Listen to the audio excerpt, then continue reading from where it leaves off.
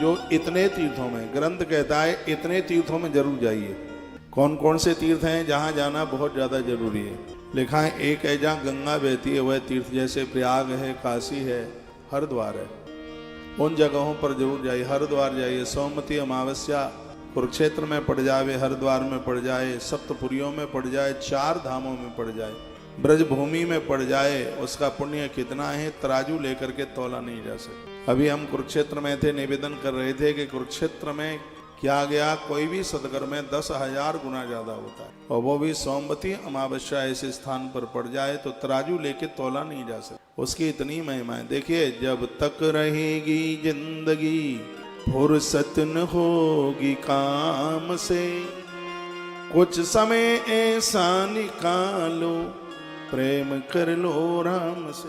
कुछ समय निकाल लीजिए, आज आपका भाग्य है पूरा परिवार तुम्हारा संग दे रहा है, और सबसे बड़ी बात है कि बच्चे तुम्हारा साथ दे रहे हैं। कल उनकी शादी होगी, घरवालियां आएंगी, कल क्या होगा पता नहीं है। मौका इतना बढ़िया है, खूब तीर्थ यात्रा कर लो, जम के दान पुण्य कर लो, हरि स्मरण कर लो, भजन करो। तुम तीर्थ यात्रा के लिए जाओगे, अड़ोसी पड़ोसी तुम्हें घुमक्कड़ कहेंगे और बहुत कुछ कहेंगे, लेकिन हमें क्या काम दुनिया से, जगत रूठे तो रूठन दे।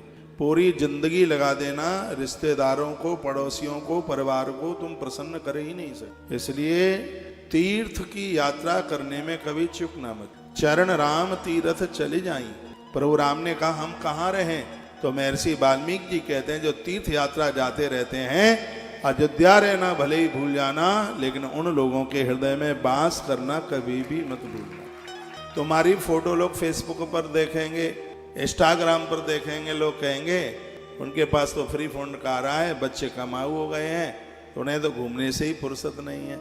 बच्चे पैदा किए ही इसलिए जाते हैं, बच्चों को पढ़ाया लिखाई इसलिए जाता है कि वानप्रस्थ जीवन में ये आपको यात्रा कराए। तो लोग हैं, लोग तो क्या कहेंगे, कहने दीजिए ना, काय बात की चिंता है। ये आपका भाग्य है। गंगा जी में कोई जॉब होके आता है तभी तो तीर्थ यात्रा होती है। गंगा में कोई जॉब होके आता है तभी कन्यादान करने का फल प्राप्त होता है।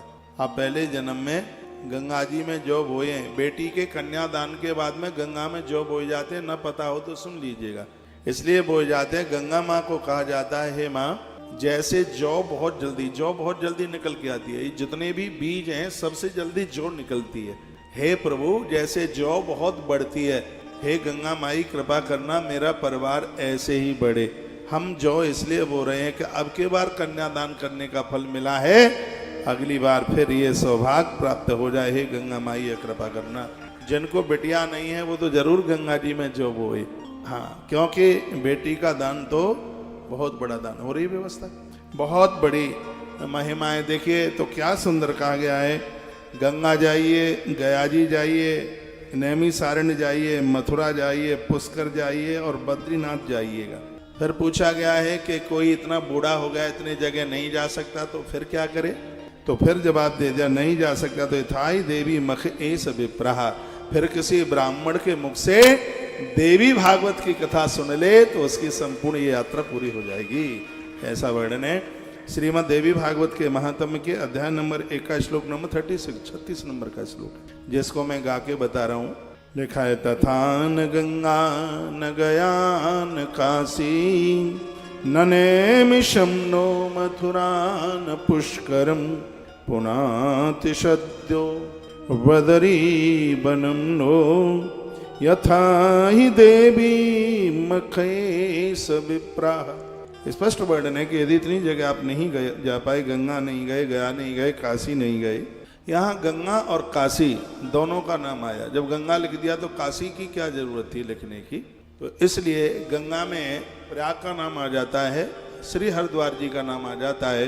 काशी एक अद्भुत बाबा विश्वनाथ की वो पावन धारा है जिसका शब्दों में बयान नहीं किया जा सकता। आप जहाँ भी जाएं बड़ी अच्छी बात है, काशी जरूर जाएं।